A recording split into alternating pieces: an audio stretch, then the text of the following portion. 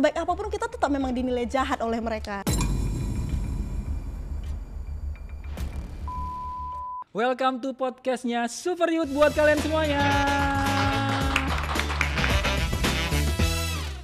Oke, kita ke kamu dulu, Nap. Panggung Indonesian Idol, panggung spektakuler gitu kan, menampilkan lagu-lagu terbaik, dipilih dan ada nggak titik terendah yang mungkin nggak diketahui sama orang? Kalau di Indonesian Idol itu mengharuskan kita punya fans ya, fanbase namanya, istilahnya fanbase. Jadi fanbase ini adalah orang-orang yang bisa memang mensupport kita ketika kita berjuang di Indonesian Idol. Karena kompetisi sekarang itu kan pakai voting. Jadi kita butuh mengambil hati-hati para fans supaya fans ini mau memvoting kita sehingga perjalanan kita tuh nggak berhenti. Jadi minggu depan bisa lanjut. Kalau dulu tuh SMS, kalau sekarang tuh voting gitu ya. Jadi pada saat itu di awal-awal Idol itu dapat respon yang baik nih dari masyarakat, dapat respon yang baik. Mulai nih gabung ke fanbase aku, mulai masuk ke join Telegram, mulai ngikutin akun IG fanbase, mulai ikutin. Nah, kita juga pasti sebagai manusia pengen kasih yang terbaik dan jadi tapi di situ aku udah salah fokus, salah tujuan. Maksudnya gini, aku tuh menampilkan performku bukan untuk diriku tapi sudah untuk orang lain. Jadi aku berpikir gimana caranya supaya aku ini bagus di mata orang lain, gimana caranya supaya suara aku ini bisa memukau untuk orang lain, sedangkan sebenarnya aku nggak suka cara nyanyi aku begitu. Ada satu momen, coba deh kamu nyanyi nggak usah teriak-teriak, lagunya lebih santai, nggak ribet, supaya lebih easy listening. Nah, ketika aku nyanyi lagu itu, di situ para fanbaseku mulai kok Novia dikasih lagu yang begini? Kan Novia suaranya cocoknya lagu-lagu kayak gini. Nah, dan akhirnya mulai banyak DM. Aku kecewa banget nih sama kamu. Aku keluar deh dari fanbase kamu.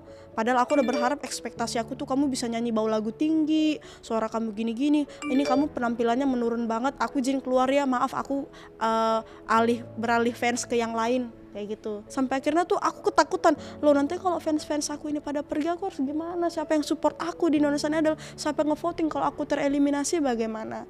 Terus akhirnya aku ambil waktu. Di situ kita juga HP ditahan, nggak bisa megang HP, cuman megang HP itu sekali seminggu. Bayangin tuh, jadi nggak bisa curhat sama orang tua juga nggak bisa, curhat sama teman-temannya juga pada sibuk latihan gitu. Dan akhirnya aku ingat aku ada di toilet MNC pada saat itu RCTI, terus aku berdoa. Terus satu hal yang aku ingat itu ketika di kitab Kejadian ya, Tuhan itu mengeraskan dan melemburkan hati Firaun pas memberi tulah. Jadi aku minta Tuhan yang melemburkan, Tuhan yang mengeraskan.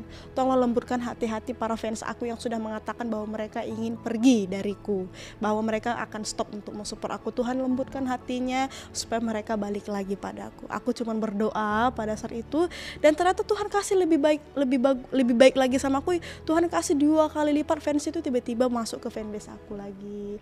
Terus dari situ fanbase mulai bilang, Novia kalau perform yang pertama puasin hati Novia dulu, puasin diri Novia dulu, nggak usah mikirin kita, karena fans sejati mau buruk mau jeleknya kamu tampil kita pasti tetap support, karena itulah fans sejati, bukan karena ngelihat kamu bagusnya doang makanya mereka bertahan kayak gitu. Jadi aku ya udah, mulai dari situ aku setiap perform gimana caranya supaya aku yang puas dulu baru memuaskan orang lain. Jadi aku nggak berpikir bagaimana caranya orang lain puas dulu baru aku puas kayak gitu, sehingga aku nggak merasa dituntut. Tapi aku tetap mendengarkan arahan masukan dari mereka. Di eranya kamu kan artinya kan industri entertainment kan, pasti kan persaingan banyak banget. Kamu kan keluar nih dari Indonesian Idol gitu kan, pasti dibandingin lah ya, dibandingin artis si A, artis B, artis C, atau finalis A, finalis B. Yang mungkin nanti juga relate sama kalian kan, biasanya kan sering dibanding-bandingin. Dia lebih pintar, dia lebih hebat, dia lebih jago, nyanyinya jago kayak gitu. Ada nggak punya masalah dengan kamu dibandingin, sempat merasa overthinking nggak? Punya pengalaman itu nggak? Perasaan dibanding-bandingkan itu sama sekali nggak enak ya, nggak enak karena akan membuat kita lebih jauh insecure, merasa rendah diri, merasa nggak layak terhadap semuanya. Tapi setiap kali aku ngerasa aku diperlakukan seperti itu, setiap kali ada mungkin orang-orang di sana, pantas tuh kamu nggak begini, orang kamu nggak sebaik si A, orang kamu nggak sebaik si B, orang suara kamu nggak sebagus si A, orang suara kamu nggak sebagus si B. Aku cuma nerapin kayak sebaik apapun kita berusaha untuk berbuat baik, tapi kalau memang itu orang udah nggak suka sama kita, sebaik apapun kita tetap memang dinilai jahat oleh mereka kayak gitu. Jadi intinya ya kita berdoa supaya haters ini tadi hatinya bisa lembut dan lebih bijaksana lagi. Tapi perasaan dibandingkan, aku juga selalu melihat ke atas. Contohnya gini, aku ini masih cuman seorang Novia top 6 Indonesian Idol dengan followers yang masih 200 ribuan.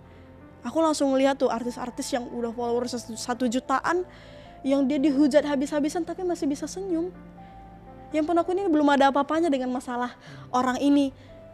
Bersyukur banget aku masih dikasih kayak gini. Dan aku langsung lihat ke bawah, berapa banyak orang yang pengen ada di posisi aku saat ini.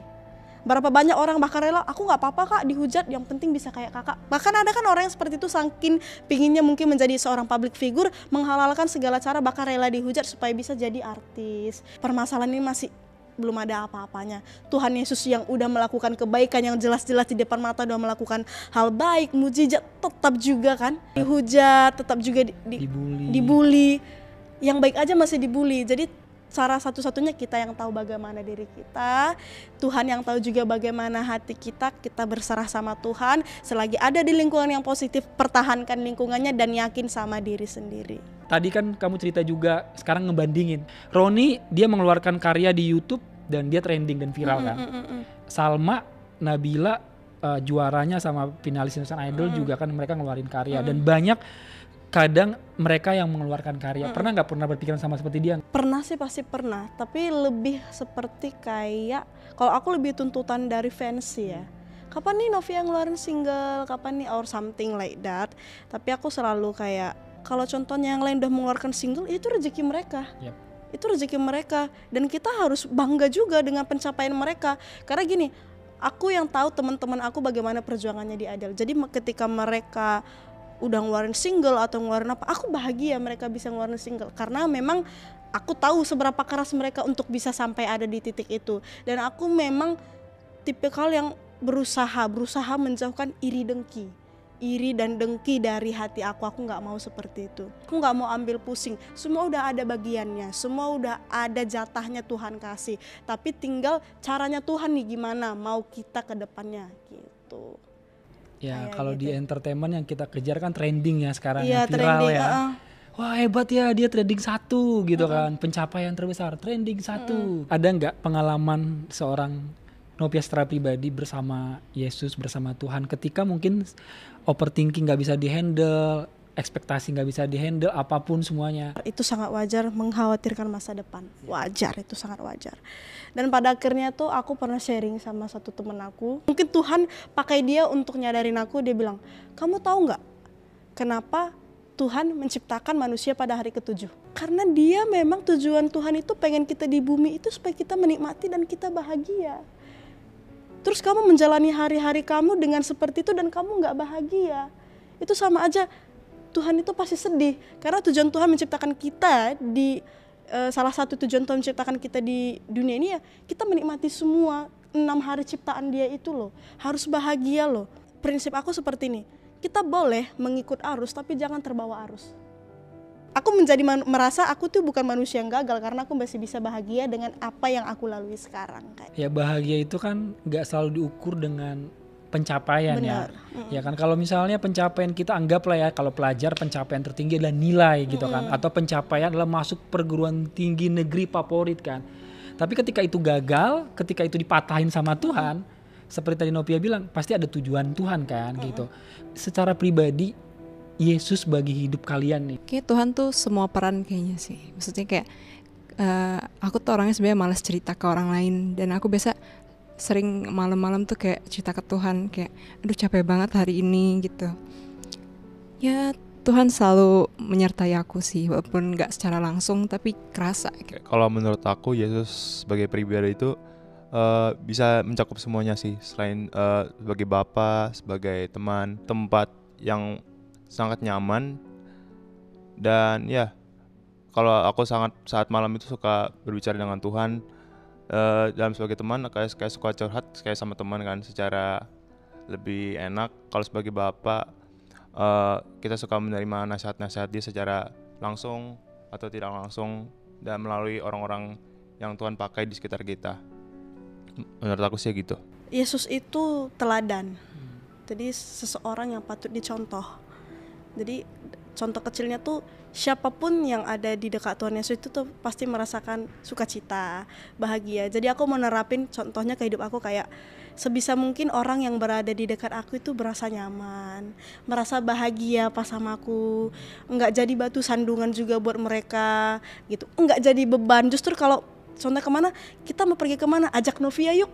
Soalnya Novi tuh asik, soalnya Novi tuh jadi kayak kalau bisa aku tuh bisa jadi salah satu sumber bahagia buat orang-orang lain tanpa mereka sadari. Karena aku menggambarkan Yesus itu teladan yang seperti itu, kayak gitu. Jadi menurut aku Yesus itu adalah salah satu pribadi teladan yang harus aku contoh.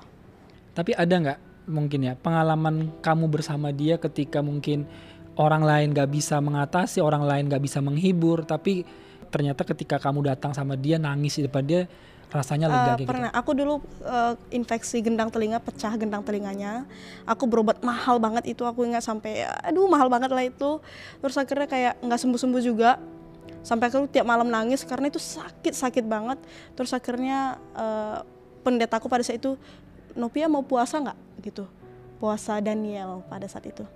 Novia mau puasa, tapi Bapak cuma berharap Novia jangan buat puasa jadi mantra. Enggak, dan terjadinya kesembuhan jangan pernah jadikan puasa mantra gitu. Jadi jangan pernah aku kalau udah puasa harus sembuh, kalau nggak sembuh aku percuma puasa kayak gitu. Jadi akhirnya aku nerapin oke, puasa itu tujuannya bukan untuk memantra supaya penyakit sembuh, tapi puasa itu sekaligus untuk melatih diri, mengontrol diri, dan menurut aku juga lebih mendekatkan sama aku. Puasa 3 hari tuh pada saat itu, dan itu aku ambil kapas aku selalu buatin kesini kan.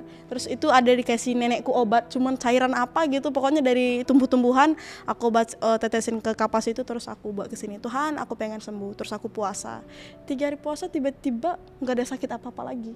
Dan menurut aku tuh itu salah satu mujizat yang hebat kan, karena aku udah berobat ke THT juga nggak sembuh-sembuh. Terus akhirnya begitu kelar puasa aku cerita ke pendetaku, Pak, aku sembuh loh.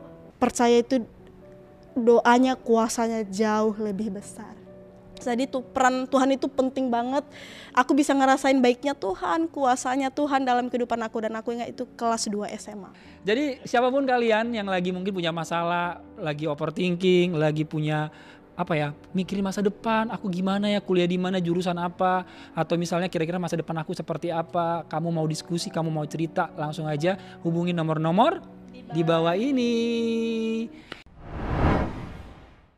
Hai, aku Novia Situmeang. Sama seperti kalian yang pernah merasakan overthinking, cemas, merasakan putus asa, aku juga mau ajak kamu nih untuk punya support system yang secara khusus mau ada dan berdoa buat kamu. Kamu bisa langsung hubungi nomor yang tertera di bawah ini.